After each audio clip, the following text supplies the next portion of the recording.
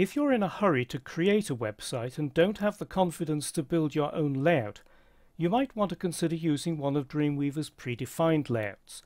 You access the predefined layouts by going to the File menu, selecting New, and in the New Document dialog box select Blank Page and HTML as the page type.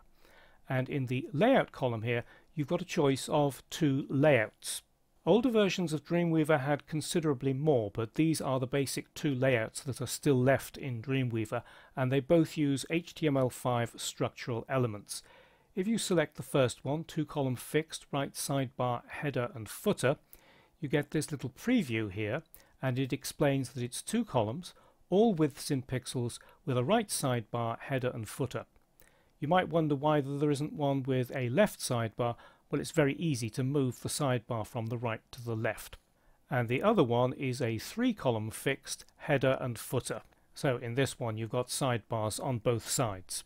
Let's choose the 2-column fixed right sidebar, header and footer so I can show you how to move the sidebar to the other side. Leave doc type at HTML5.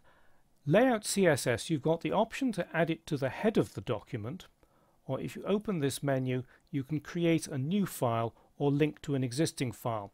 I recommend that you create a new file, so this creates a separate style sheet, and then when you create subsequent pages you can select link to existing file, and any changes that you've made to the style sheet will be inherited by those new pages. So let's select create new file and then click create. And Dreamweaver immediately prompts you to save the style sheet, and it gives it the name HTML5_2col fix right header, so you know exactly what it's for. I'm going to save it in the styles folder of my exercise site and then just click save. And basically you've got a very simple site, the 2-column layout and the footer at the bottom. And all you need to do is to start selecting the text and changing it.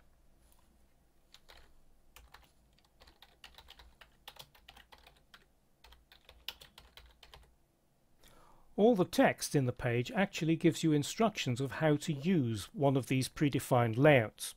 And if you open the style sheet, I'll click it in the Related Files toolbar, there is a large number of CSS comments in there which explain what each style rule is for.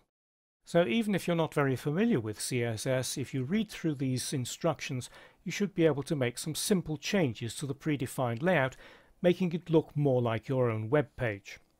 I'm going to close split view and then I'll show you how to move this sidebar from the right to the left.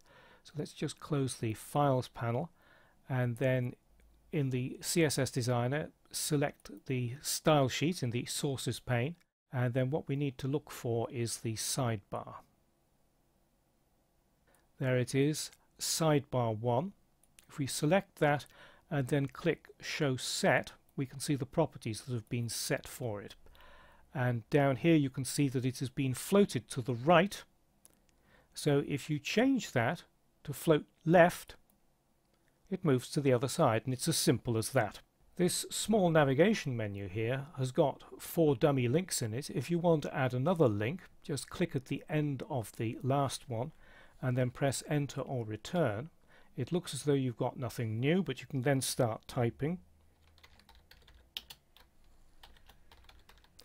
It doesn't turn into the same type of style as a link until you select it and then put a link in the link field. I'm just going to put in a dummy link, and as soon as I press Tab you can see that the style changes to exactly the same as the other links. One of the problems of using a predefined layout like this is that if you don't understand either HTML or CSS, you could find it just as difficult to work with one of these predefined layouts as starting from scratch. So rather than using one of these predefined layouts in the rest of the course, what I'm going to do is to show you exactly how to build a web page from a blank page, to build it completely from scratch. And by doing so you'll learn all the important techniques of website design and development. But where you might find these predefined layouts really helpful is by reading through the CSS comments in the style sheet, and it will explain a great deal of how web pages are styled.